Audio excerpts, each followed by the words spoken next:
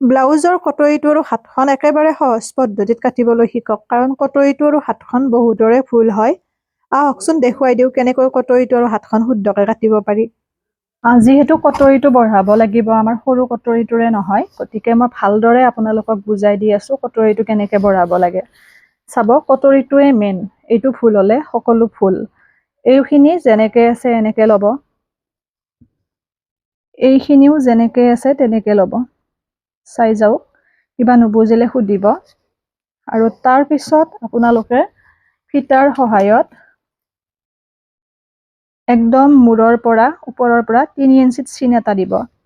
দীঘলটো 3 ইঞ্চত এটা চিন দিব, আৰু এই 3 ইঞ্চলৈ এইখিনি 1 ইঞ্চ 1 ইঞ্চ বঢ়াব। ফিটাডাল মোৰ অকণমান কাট খাই গৈছে, সেইকাৰণে মোৰ অলপ বেছি যেন পাইছে, কাৰণ আধা ইঞ্চ কাট খাই গৈছে। এইখিনি 1 ইঞ্চ 1 ইঞ্চ বঢ়াব। এয়া 3 ইঞ্চলৈ 1 ইঞ্চ 1 ইঞ্চ, বাকী গোটেই 2 ইঞ্চি 2 ইঞ্চি বঢ়াব। 2 ইঞ্চি 2 ইঞ্চি বঢ়াব। মোৰ ফিটাডাল এইখিনি অকণমান নাই কাৰণে মই ইয়াৰ পৰা 2 ইঞ্চি ধৰিছোঁ, আপোনালোকে সন্মুখৰ পৰাই 2 ইঞ্চি ধৰিব।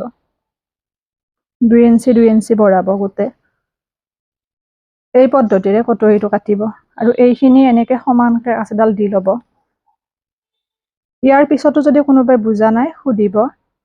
2 ইঞ্চ 2 ইঞ্চ, ইয়াতো 2, ইয়াতো 2, ইয়াতো 2, আৰু এই পদ্ধতিৰে বঢ়োৱাৰ পিছত কেতিয়াও ভুল হ'বই নোৱাৰে। 2 ইঞ্চি। এতিয়া খুব ধুনীয়াকৈ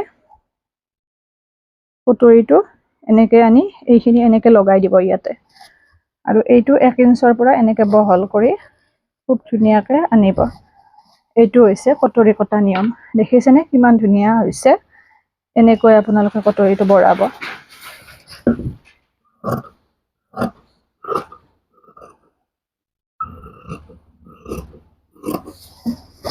এই পদ্ধতিৰে আশা কৰোঁ আপোনালোকে বুজি পাইছে কটৰিটো কেনেকৈ বঢ়াব লাগে।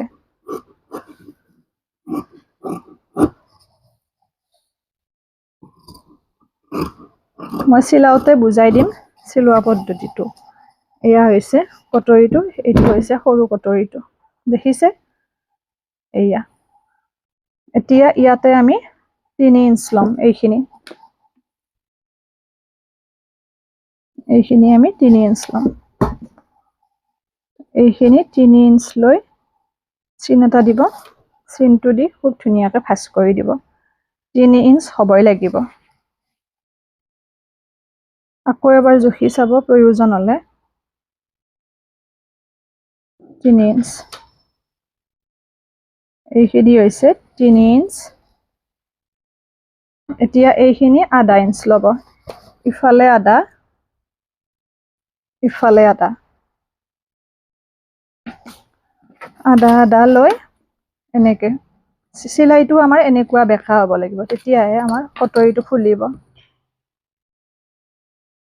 এয়া এতিয়া আমি কাটি দিম।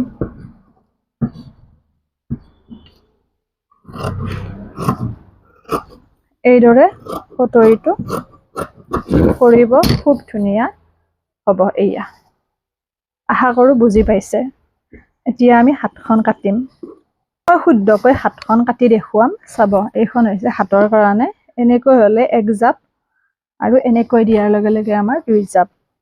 এনেকৈ 2 জাপ হোৱাৰ লগে লগে আমাৰ হাত দুখন ওলাব, এই এখন এই এখন। ওপৰ চাইডটো কিন্তু বন্ধ হ'ব লাগিব, সেইটো সদায় লক্ষ্য ৰাখিব। আৰু হাতখন কিমান দীঘল কৰে সেইটো নিজৰ ইচ্ছা, আপোনালোকে যিমান দীঘল কৰিব বিচাৰে হাতখন, চুটি কৰে দীঘল কৰে, যিমান দীঘল নকৰক নিয়ম এটাই। এতিয়া ধৰক এইখন হাত মই 12.5 কৰিছোঁ। 12.5 কৰাৰ লগে লগে একদম মূৰৰ পৰা শুদ্ধকৈ হাত কটাৰ নিয়ম এইটো। মূৰৰ পৰা 3 ইঞ্চ ল'ব, 3 ইঞ্চ লৈ এনেকৈ অকণমান টানি দিব। 3 ইঞ্চ লৈ টানি দি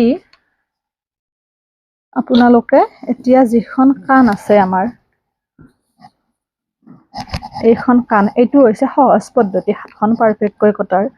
এই কাণখন এনেকৈ চিধাকৈ ইয়াতে লগাই দিব 3 ইঞ্চ। বেকাকৈ কিন্তু নহয়, বোলে কাপোৰ নাই বেকাকৈ দিম, সেইটো ভুল। এনেকৈ চিধাকৈ ইয়াতে লগাই দিব, লগাই দি খুব ধুনীয়াকৈ এনেকৈ চিন দিব। দি পেলাই বহুতৰে কাষলতিৰ তলৰখিনি ফুলি থকা বুলি কয়। গতিকে যিসকলে ফুলি থকা বুলি কয় তেওঁলোকৰ কাৰণে এইখিনি এনেকৈ 3 ইঞ্চত এটা চিন দিব। আৰু এইখিনি ডিষ্টেঞ্চটো 1 ইঞ্চ। 3 ইঞ্চৰ পৰা 1 ইঞ্চ এনেকৈ অলপ ভিতৰলৈ দি এইখিনি এনেকৈ আনিব। এইখিনিত কাপোৰ থকাৰ লগে লগে হাতখন ফুলি থাকে। যেতিয়া একো নাথাকে ডাইৰেক্ট হাতত ফিট হৈ থাকিব গাৰ লগত, তেতিয়া ফুলি থকাৰ প্ৰশ্ন নাই। এইখিনি ইয়াৰ পৰা 3 ইঞ্চি লৈ 3 ইঞ্চিৰ পৰা এইখিনি 1 ইঞ্চি দবাই এনেকৈ দিব। শকতখিনটো আপোনালোকৰ নিজৰ অনুযায়ী।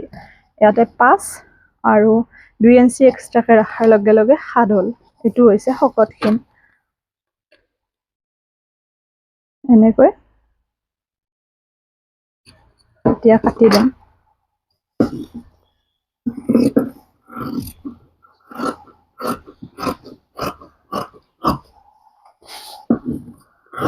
এই পদ্ধতিৰে হাতখন কাটিব, একেবাৰে সহজ পদ্ধতি।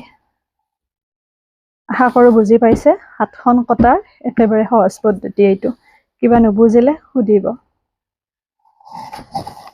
আৰু পেজটো কৈছোৱে ফ'ল' কৰিব, ছাবস্ক্ৰাইব কৰিব। ডিম্পী ডায়েৰী বুলি আছে চেনেলটো।